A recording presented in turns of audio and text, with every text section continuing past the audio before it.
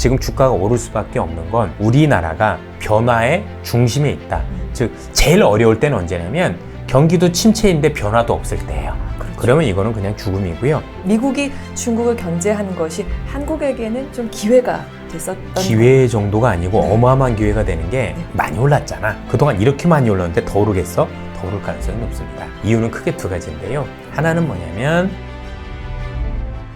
여의도 야전사령관 우리 이선엽 신한투자증권 이사님 모셨습니다. 안녕하세요. 네, 이사님. 안녕하십니까? 먼저 이 이야기를 좀 나눠보지 않을 수가 네. 없을 것 같습니다. 바로 어제죠. 미국의 기준금리 발표가 네. 있었습니다. 0.25% 인상이 돼서 이제 미국의 금리가 5.5%. 네. 저희가 보기에는 은행 위기도 터지고 있고 이런 이슈들을 봤을 때 심상치가 않을 것 같은데 금리 이렇게 계속 올려도 괜찮은지 금리 인상에 대해서 조금 또 의견 얘기해 주시면 좋을 것 같습니다. 사실 저도 이 정도까지 금리를 올릴 거라고 생각은 안 했었고요. 그래도 한 5% 초반이면 멈추지 않을까라고 했는데 그럼에도 지금 이렇게 금리를 크게 올릴 수 있었던 배경에는 반대로 생각해보면 그만큼 경기가 좋기 때문이고 그리고 그 경기가 좋은 가장 큰 이유 중에 큰 부분은 실업률입니다. 결국 고용인데요.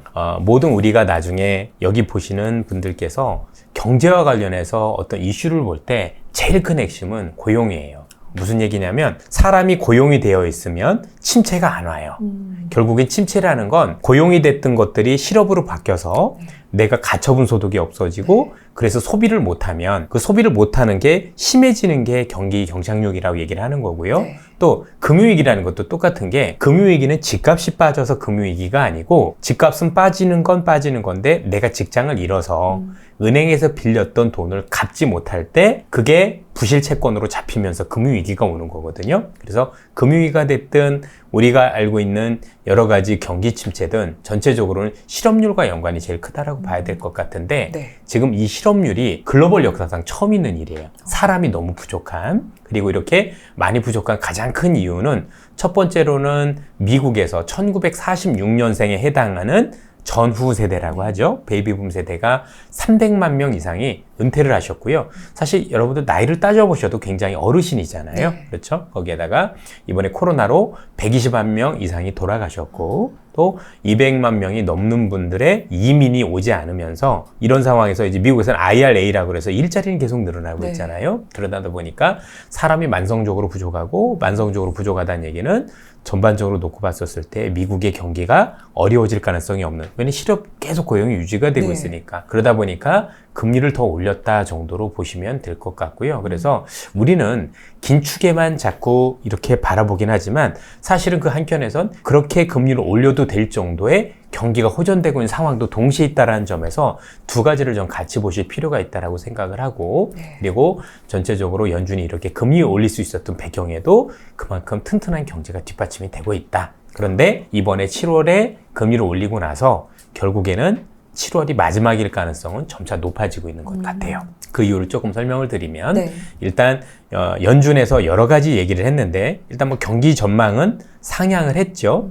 지금 말씀 주신 것처럼 이번에 연준에 있는 스태프들이 경기 침체를 가정하고 있지 않다는 얘기도 공식적으로 했고요. 네. 이전에는 연착륙 얘기를 했었거든요. 거기에다가 표현 자체도 문구에서도 모더레이트가 있고 뭐 우리가 알고 있는 여러 가지 문구가 있었는데 그중에서 경기 전망을 하나 좀 올리는 쪽으로 했다라고 보시면 될 것 같고 그리고 그 다음에 앞으로 9월 회의가 있을 텐데 네. 9월 회의에서 어떻게 할 거냐에 대한 질문에 대해서 2번 정도의 물가와 고용을 보겠다. 그리고 제일 중요한 건 핵심 물가지수. 핵심 물가지수라고 하면 물가 중에서 변동이 큰 유가하고 우리가 알고 있는 농산물을 뺀 거를 얘기를 하게 되는데요. 그게 되게 중요하다라고 얘기를 하셨는데요. 이게 2달 동안 올라갈 가능성보다는 내려갈 가능성이 높기 때문입니다. 이 핵심 물가 안에서 제일 중요한 건 34.7%를 차지하는 주거비라는 게 있는데 우리 지금 렌트비겠죠. 그렇죠? 월세 이런 건데요. 요게 드디어 꺾이기 시작을 했고 이게 꺾이면 한 1년 정도 계속 꺾여요. 그리고 파월 의장도 6월 20일에 있었던 청문회에서 올 하반기로 갈수록 계속 주거비는 내려갈 것 같고 내년에도 크게 내려갈 것 같다라고 얘기를 했다라는 거죠. 네. 그래서 전체적으로 가장 비중이 큰 우리가 알고 있는 주거비가 내려가서 핵심 물가가 내려갈 가능성이 높고 여기에다 핵심 물가 물가 이외의 물가는 서비스업 물가인데요. 미국에서 최근에 이렇게 금리를 올리면서 서비스업이 이전보다는 조금 식어가는 모습을 보이고 있어요. 그래서 이번 달, 그 다음 달에 나오는 물가 지표를 놓고 보면 흔히 얘기는 헤드라인은 조금 반등할 가능성이 있어요. 네. 유가도 오르고 그랬었으니까. 그런데 핵심 물가 지수는 내려갈 가능성이 더 높다. 그런데 연준은 힘을 줘서 우리가 핵심 물가를 더 중요하게 여기겠다라고 했으니 사실상 놓고 보면 금리를 올리지 않겠다를 선언한 것과 같다. 네. 다만 연준도 우리한테 강조하기를 6월에 굉장히 물가가 자기들이 볼 때도 마음에 들었다. 그런데 추세는 확인해야 되니 2달 정도 봐야 되지 않겠느냐 이야기를 했던 거고요. 그래서 이와 무관하지 않다라고 볼 수가 있을 것 같고, 두 번째는 역시 고용인데, 고용과 관련해서도 최근에 긍정적인 일들이 일어나고 있는 게, 일단 사람은 많이 일단 앞서 말씀드린 것처럼 실업률이 낮은 건 맞는데 결국 이분들이 보고자 하는 거는 임금이거든요. 사람을 이렇게 많이 뽑으면 사람들이 임금이 많이 올라가지 않을까, 저도 그렇게 생각을 했는데 생각보다 임금이 올라가지는 않더라고요. 요거를 시간당 임금 상승률이라고 하는데, 시간당 임금 상승률이 연준이 보는 기준은 뭐냐면 전월 기준으로는 0.3% 이내, 그리고 이걸 12번을 곱해보면 3.5% 이내 들 경우에 대해서는 안심을 하고 물가가 재발하지 않는다라고 판단을 하고 있는데, 최근에 이렇게 사람을 많이 뽑고 있음에도 물가가 올라가지 않는 이유는 미국에서 팁 문화가 발달했기 때문입니다. 이게 코로나 이후로 생각보다 많은 팁을 지불하고 있어요.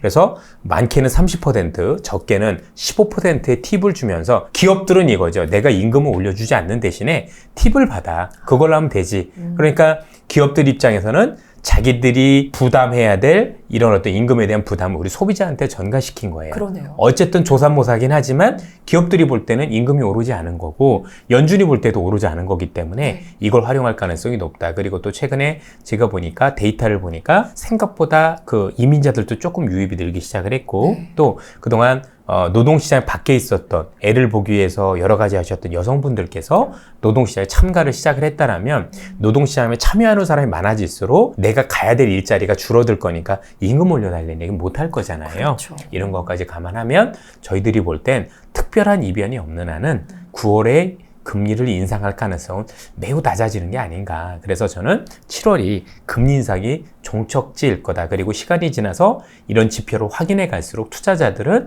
여기에 대해서 좀 더 신뢰를 가질 거라 보고 있습니다. 이런 여러 가지 또 데이터를 바탕으로 우리가 어떻게 보면 근거를 바탕으로 또 추론을 해볼 수가 있는 것 같아요. 그러면 아무래도 이사님께서도 이번에 인상이 되기는 했지만 굉장히 좋은 긍정적인 사인들이 많이 있기 때문에 미국 경제가 정말로 어떻게 보면 소위 말하는 허세처럼 이렇게 보여주기식이 아니라 실제 좀 근거 있는 그런 자신감이라고 또 볼 수도 있겠네요. 그것 때문에 지수도 많이 올라왔던 거고, 그러니까 우리는 물가만 걱정했지만 시장은 물가보다는 항상 경제를 먼저 반영을 할 거잖아요. 그러니까 지수도 올라오고, 그러니까 나스닥도 올랐지만 다우도 최근에 많이 올라왔거든요. 그렇게 놓고 보면 사실 우리가 너무 한쪽만 봤다라는 그런 아쉬움은 좀 있는 것 같습니다. 그러면 경기 침체에 대해서는 미국 시장은 그렇게 뭐 큰 걱정이나 이런 부분들은 염려를 안 해도 되는 부분일까요? 당장은 없는 것 같고요.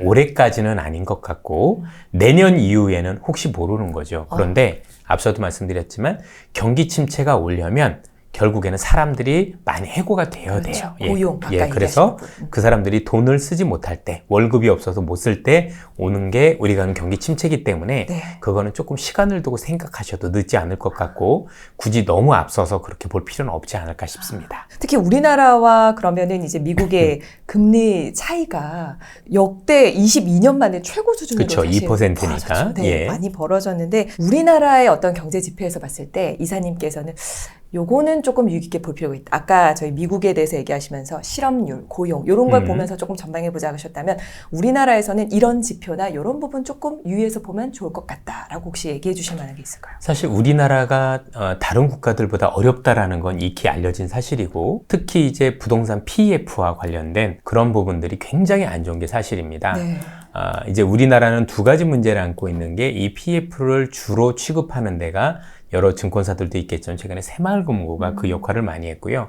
결국은 돈을 어디서 빌리냐가 관건이었는데 제1금융권, 2금융권도 막히면서 거기까지 갔던 거잖아요. 그런데 이미 그 문제가 터졌어요. 사실 저희들이 볼 땐 일부러 터쳤다라고 볼 수 있을 것 같고 그리고 그 규모가 워낙 크다 보니까 정부가 그냥 세금을 동원해서 다 막았다라고 보시면 됩니다. 왜냐하면 이런 것들을 잘못 터졌을 경우 그로 인해서 번지는 우리 서민들의 어려움, 또 금융기관의 부실을 정부가 감당하기 쉽지 않을 거거든요. 그래서 지난해부터 시작을 해서 여러 가지 부동산과 관련된 대표적인 게 우리 둔촌주공도 사실 정부가 막아주지 않았으면 맞아요. 무슨 일이 터졌거든요. 그래서 저도 이제 금감원에서 여러 가지 위기와 관련돼서 회의도 하고 그러는데 정부의 기본적인 방침은 위기도 있는 게 맞고 지금 많은 우리 시청자분들께서 염려하는 것도 틀림없는데 일단 정부가 다 돈으로 막는 방침이 서져 있습니다. 그래서 위기에 대해서 긴장을 하되 그게 현실화될 가능성은 사실 정부의 자금이 들어가서 매우 낮다. 이렇게 보시는 게 맞다라고 생각을 하고 이제 전체적인 정부보다도 우리 개인들의 파산이 문제가 되는 거죠. 아무래도 서민 경제가 굉장히 어렵다 보니까 특히 자영업자 중심으로 굉장히 어려워질 가능성 이런 데 대해서 염두에 두실 필요가 있지 않을까 싶고 앞으로 경제가 가면 갈수록 서민분들이나 아니면 기업들 중에서도 규모가 작을수록 더 어려움이 가중되는 경제가 높을 수 있다는 점에서 이런 점들을 감안해서 사업을 하시든 아니면 여러 가지 일을 하실 때 주의하실 필요가 있다고 생각을 합니다. 그렇죠.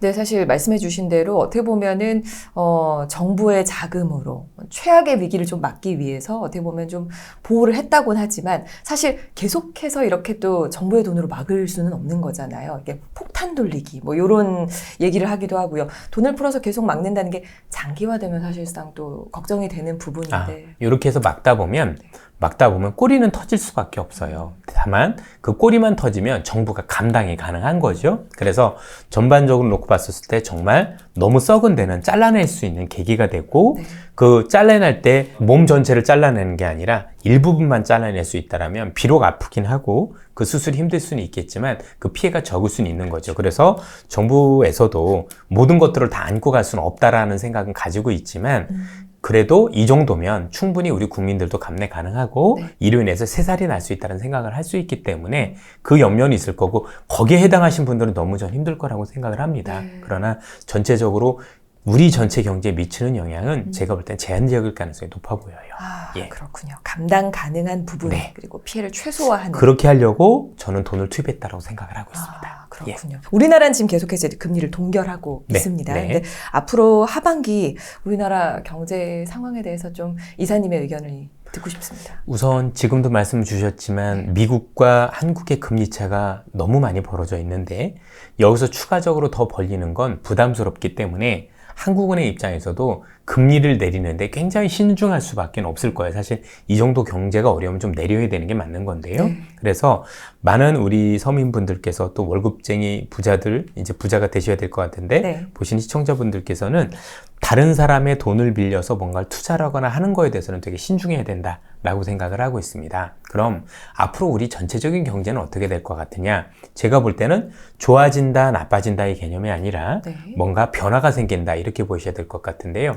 한국은 좋든 싫든 수출하는 국가죠. 그렇죠? 우리는 수출이 없으면 먹고 살기가 어려운데 우리가 수출하는 품목이나 아니면 국가가 변하고 있는 게 굉장히 달라요. 2000년대 초반부터 2015년도 정도까지는 그래도 한국을 먹여 살린 국가라고 하면 중국이었었습니다. 그래서 2000년대 초반에는 중국이 산업화를 통해서 우리를 먹여 살렸고 2010년대 이후부터는 중국의 소비라는 이름으로 해서 뭐 화장품이라든가 이런 어떤 뭐 중국인들이 한국에 여행 오고 이러면서 우리의 어떤 경제에 도움을 많이 줬는데 이게 이제 미중 간의 갈등 구조가 커지고 최근에 코로나가 터지고 이러면서 글로벌 시장에서 미국 중심으로 사실 편가르기가 시작됐습니다. 이미 미중 간의 갈등이 굉장히 커지고 있는 상황에서 한국은 이제는 중국보다는 미국 중심의 수출 구조로 이제는 바뀌기 시작한 초기가 됐고 실제 데이터상으로도 우리가 예전에는 중국에 대한 수출 비중이 25%였는데 최근에 19%까지 줄어들었고요. 반면 미국에 대한 수출 비중이 10% 초반이었다가 최근에 여기가 18% 정도까지 올라왔어요. 거의 비슷한 수준까지 올라왔죠. 그러면 시장이라는 게 그런 것 같아요. 줄어드는 쪽은 어려워지는 거고 늘어나는 쪽은 좋아지는 거잖아요. 그게 지금 주식시장에서 반영이 되고 있고 앞으로도 이 그림은 바뀔 것 같지 않아 보입니다. 다만 우리가 나름대로 저는 행운이 될 수 있다라고 생각을 하는 게 중국이란 시장을 잃는다라는 점에서 놓고 보면 굉장히 우리 입장에서는 어려운 건데 제가 중국을 100번 넘게 봐봤지만 네. 그렇게 가보고 나서 이런 생각이 들었어요. 어차피 시간이 지나면 우리의 설 자리는 없을 것 같다. 왜냐하면 이제 중국이란 국가 자체가 한국에 대해서 뿐만이 아니라 자국산이 아니면 중국산이 아니면 다 내보내는 분위기고요. 그것도 공정한 경쟁이 아니라 사실 공산당이 자국 기업만 밀어주는 거죠. 그렇죠. 이런 불공정 행위로 인해서 사실 우리 기업들이 중국에 가서 사업하기 어려운 사정이 되다 보니 네. 어차피 나올 거면 미리 나오는 게 저는 낫다라고 생각을 하고 있고, 이런 상황에서 우리가 그나마 미국에 들어갈 수 있는 상황은 좋은 건데 여기에 약간의 행운이라면 그 미국에 들어갈 때 중국이란 경쟁자가 제일 무서운 건데 이번에 IRA라든가 여러 가지 법안을 통해서 중국이 들어오지 못하게 해서 우리의 경쟁자를 배제시켜줬다라는 맞아요. 것은 네. 그 안에서 한국이 미국을 비롯해서 우리 서방 국가들, 유럽까지 품으면서 우리가 수출할 수 있는 길이 생각보다 늘어났거든요. 그래서 이렇게 우리 경제 구조가 바뀌어가고, 그래서 최근에 이와 관련된 기업들이 조선 아니면 2차 전지 같은 배터리 네. 아니면 송배전 이런 거 다 마찬가지 것들이거든요. 그래서 시장이 그냥 움직이는 건 아니다. 그래서 전체적인 경제 구조가 그런 모습으로 바뀌어가고 있다. 이렇게 보시면 될 것 같습니다. 어떻게 보면 정말 말씀해 주신 대로 미국이 중국을 견제한 것이 한국에게는 좀 기회가 됐었던 기회 정도가 아니고 네. 어마어마한 기회가 되는 게 네. 만약에 한번 이렇게 생각해 보시면 어떨까요? 저는 생각보다 여러분들 생각하는 것보다 중국하고 되게 가깝게 지냈던 사람입니다. 네. 중국 대사관에 이렇게 뭐 그 초청도 많이 받았었고 지금도 중국 무슨 행사 있으면 오라고 하는 사람 중에 하나임에도 불구하고 네. 중국에 대해서 요즘 굉장히 불편한 감정을 가지고 있는 것이 사실이고요. 네. 만약에 미국이 중국을 견제하지 않았다라면 우리 반도체가 지금 온전할까 이런 생각을 해요. 사실 견제도 하고 그렇게라도 했으니까 우리가 달아날 수 있는 어떤 시간을 벌었다라고 생각을 해보면 저는 굉장히 큰 호재라고 생각을 합니다. 예. 그냥 작은 기회 정도가 아니라고 생각을 합니다. 예. 와, 그렇군요. 어떻게 보면 이렇게 또 얘기를 해주시니까 사실 그냥 위기다, 힘들 것이다 이런 것보다 변화를 맞이한다는 그렇습니다. 거는 예. 우리에게 또 다른 또 기회가 또 올 수도 그렇죠. 있는 거니까요. 요즘에 참 신기한 현상이 벌어지고 있는 것 같다라는 생각이 드는 게요. 사실 경기 자체는 뭐 그렇게 좋지가 않죠. 그런데 자산 시장은 조금씩 또 오름세를 보이고 뜨겁죠. 있어요. 예. 나름대로. 주식도 오름세고요. 음. 부동산도 이제 이미 바닥은 좀 찍었다라는 얘기가 나오고 있거든요. 거래도 이루어지고 있고. 근데 이사님 이게 정상적인 일인가요? 경기? 사실 이런 경우가 굉장히 드문 케이스입니다. 네. 예컨대 제가 부동산 전문가는 아닙니다. 그래서 부동산을 잘 안다라고 얘기하기도 어렵고 전망도 엉터리라고는 생각을 하지만 제가 이전과 다른 모습을 봤던 건 뭐냐면 네. 통상적으로 부동산이 가장 마지막에 무너질 때는 제가 직장을 잃어서 기존에 가지고 있던 집이라도 처분을 해서 빚을 갚아야 되는 상황. 네. 요게 마지막 매물이 되면서 정말 부동산을 마지막까지 끌어내리는데 우리나라도 사실 실업이 높다고는 하지만 본인들이 자발적으로 실업이 있었던 거지 지금 직장은 다닐 수 있으면 얼마든지 다닐 수 있어요. 그만큼 우리도 사람이 부족하거든요. 그러다 보니까 사람들이 집값이 내려갔다 하더라도 여전히 나는 빚을 갚고 있기 때문에 집을 내놓지 않았던 거예요. 그리고 지난 5년 정권에서 집을 거의 안 지었어요. 네. 그러다 보니까 우리가 살고자 하는 데는 서울이고 그것도 새 집인데 요건 부족했던 거죠. 지방엔 많은데, 그렇죠? 그렇죠. 그래서 수급균형이 불일치라 아마 제가 볼 때 부동산이 반등한다가 아니라 서울이나 중심부 빼놓고 지방은 지금도 어려울 거라고 생각을 해서 좀 다르다라고 생각을 하는데 그러면서 오히려 서울 지역이 반등을 하는 기이한 현상이 일어났고 저는 개인적으로는 이게 추세가 아닐까라는 생각을 기본적으로 가지고 있고요. 네.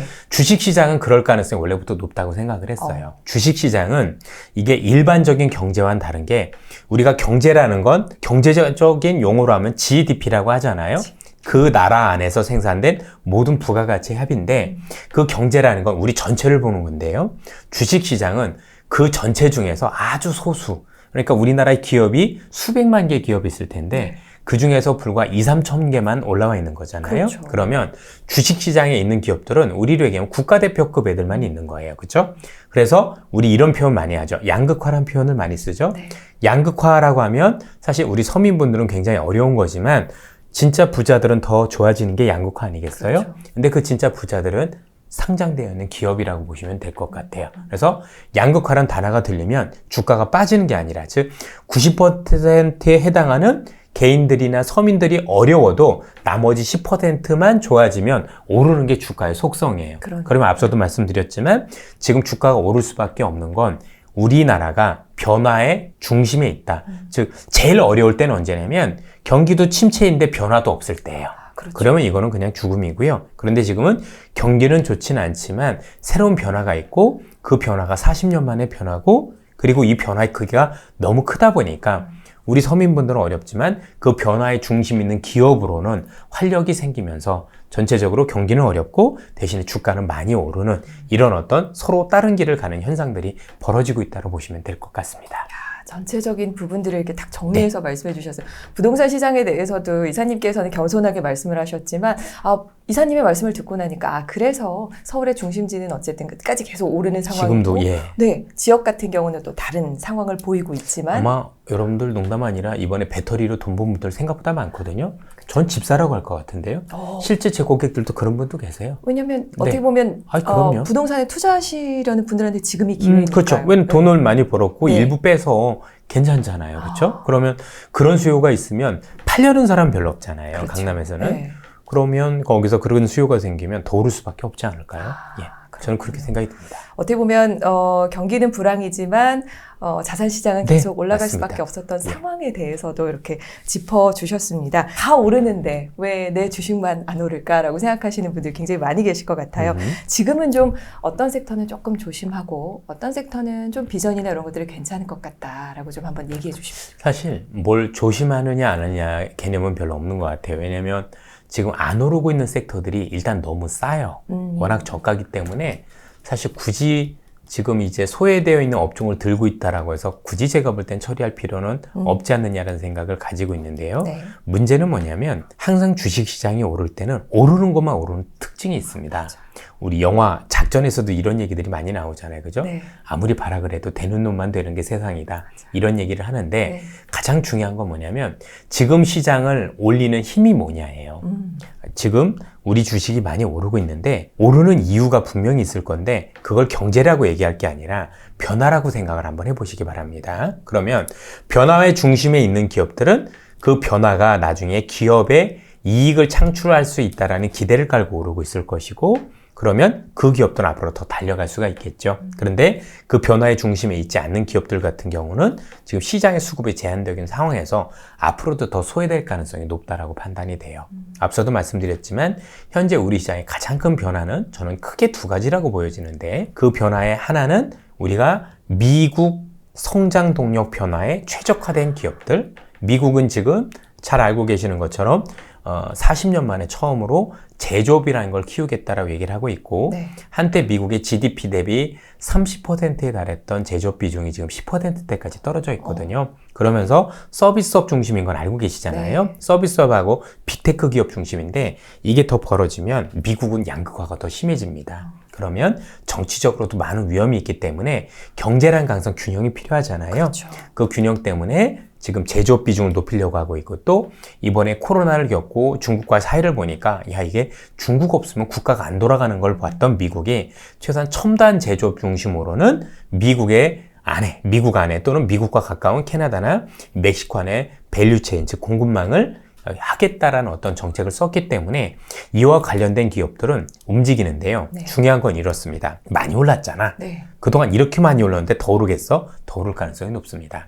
이유는 크게 두 가지인데요. 하나는 뭐냐면 첫 번째는 이 40년 만에 변하기 때문에 일단 변화의 크기가 크다라는 게 중요해요. 네. 엄청나게 변화의 크기가 크기 때문에 일단은 제가 볼 때는 여기까지가 끝이 아니다라고 보는 거고 두 번째는 뭐냐면 이런 산업들이 대부분 구경제 산업, 중후장대한 산업일 가능성이 높거든요. 근데 이 산업들은 항상 오를 때 무엇을 봐야 되냐면 그 앞전에 구조조정이 있었는지 그 산업과 관련해서 쉽게 얘기해서 항상 산업이라는 건 수요와 공급이 중요한데 일단은 미국이 변하는 건 수요를 자극한 거잖아요. 네. 그러면 공급이 더 많아지면 우리가 아무리 잘한다고 하더라도 올라가는 게 한계가 있겠지만 그 앞전에 워낙 많은 구조조정이 벌어져서 공급자가 제한돼 있다라면 이 제한된 공급자가 모든 수요를 다 가져갈 수 있는데 현재가 그래요. 지난 10여 년간 이 현재 미국이 필요로 하는 이 제조업과 관련된 기업들이 10여 년간 구조조정이 돼서 사실 글로벌 시장에서 정확하게 한국과 중국 기업만 남았어요. 그런데 여기서도 중국을 뺐으니 우리 기업이 감당할 수 있는 이 수요가 엄청 큰 거죠. 그러네요. 그리고 지금도 공급자들이 없어요. 그렇죠? 중국이 안 들어올 거니까. 그렇다고 미국이 그런 기업이 있는 것도 아니고 그렇죠. 그래서 의외로 큰 시장이 될 거다. 그래서 이런 산업재는 한 번 오를 때 굉장히 길게 오르고 나중에 빠질 때도 굉장히 길게 빠지는 특성들이 있더라. 전체적으로 단기간적으로 올랐다고 너무 여기에 대해서 많이 올랐다고 치부할 게 아니라 뭐 혹시 그래프 부분 보시면 월봉이라는 게 있어요. 그렇죠? 네. 이런 것들 보면 조선주 같은 게 한번 보셔도 좋겠죠. 그죠? 보면 야, 최근에 마려운 것 같으니 월봉으로 보니까 아유, 뭐 별것도 아니었네. 이렇게 아마 판단이 되실 거예요. 네. 이렇게 해보시는 거. 그래서 항상 이 변화의 크기, 그건 수요를 자극을 하고 공급에서는 우리 말고도 공급자들이 있는지 따져보시면 되게 중요한 건데 이거 제한이 돼 있기 때문에 전 좋은 그림이 보여진다라고 해서 이쪽에 대해서 일단은 다른 쪽보다 여러분들이 들고 계신 게 나쁘다가 아니라 분명히 이것도 덜 빠질 가능성이 높고 그나마 제가 볼 때 조금 수익 가능성이 있겠지만 우리는 더 좋은 걸 찾아야 되는 거잖아요. 그렇죠. 그런 측면에서 이쪽이 좋다고 보는 거고 또 하나는 AI죠. 그렇죠? 최근에 인공지능과 관련된 흐름인데 이건 작은 흐름은 아닌 것 같아요. 정말 큰 흐름이라고 생각을 하고 생각보다 거대한 흐름으로 갈 수 있는 게 아닌가. 현재 미국 기업 중심으로 많이 움직이지만 조만간 우리나라도 이와 관련된 기업들이 많이 나오면서 아마 여러분들이 개별주 전성시대를 하반기부터는 볼 수 있을 거라고 저는 생각을 하고 있습니다. 와, 하반기에 우리가 어떻게 주식시장을 좀 봐야 되는지를 큰 그림을 한번 짚어주셨어요. 근데 이렇게 이사님 말씀을 들으니까 저도 조금 안심이 되기도 하고요. 한편으로는 또 왜냐하면 막연하게 아니야, 더 오를 수 있어 라는 얘기만 듣고 사실은 우리가 소중한 돈을 또 투자하기가 쉽지가 않잖아요. 맞아요. 그런데 수요와 공급에 따라서, 그쵸? 공급은 이만큼인데 수요가 엄청나다면은 조금 더 장기적인 관점에서, 그리고 월복이라는 표현을 해주셨는데 조금 더 멀리 장기적인 관점에서 맞습니다. 내다본다면? 저도 뭐 이제 신문에서도 나온 거지만 저도 이제 우리 뭐 고객분들이 오시면 그 돈을 가지고 이제 랩이라는 거 운영을 해봤고 운용을 할 때 종목을 살 때 조선이라든가 송배전 이런 걸 많이 담았었거든요. 그랬더니 되게 분위기들이 안 좋은 거예요. 왜 이런 걸 사지? 근데 그런 것들이 불과 지금 6개월도 안 됐는데 수익률이 뭐 어떤 건 2배, 조선주 같은 경우도 보통 지금 80%가 다 넘어간 것 같아요. 그래서 물론 배터리만은 못하지만 그래도 이런 것들이 이렇게 움직일 수 있겠구나. 그러니까 그런 그림을 보셨다라면 달라요. 근데 이제 그러니까 지금 투자하신 분들은 대부분 그 조선이 10여 년 동안 안 좋았거든요. 그러면 10년 내내 안 좋은 모습을 봤는데 저걸 왜 사지? 이렇게 생각하는 게 맞지 않을까요? 그렇죠? 근데 저는 이런 것들을 2000년대 초반에도 겪어봤기 때문에 그때 저는 참고로 돈을 벌지 못했어요. 왜냐하면 이런 그림을 그리지 못했기 때문이죠. 그래서 2006, 7년도까지 조선주가 25배나 올라가는 과정 속에서 제 계좌는 제자리였던 거예요. 그래서 그 당시에 애널리스트 생활하면서 통렬한 반성을 했었어요. 내가 왜 못 벌었지? 보니까 간단했어요. 맨날 단타만 하고 왔다 갔다만 하다 보니까 그랬는데 나중에 보니까 중국의 그 큰 그림을 못 그리고 있었던 거죠. 그래서 제가 앞서도 우리 시청자 여러분들께 말씀드렸던 게 자꾸 큰 그림 그리는 얘기들 자꾸 해드리는 게 그래서 얼마 가느냐. 예를 들어서 이렇습니다. 우리나라는 AI 관련주라고 했더니 전부 다 반도체만 움직였어요. 그렇죠? 뭐 그런다. 그런데 그 반도체는 AI가 얼마나 커질 거냐에 따라서 더 좋아지는 거예요. 그러니까 그 반도체 기업에 가서 얼마나 좋아질 겁니다 해봐야 아무 의미가 없어요.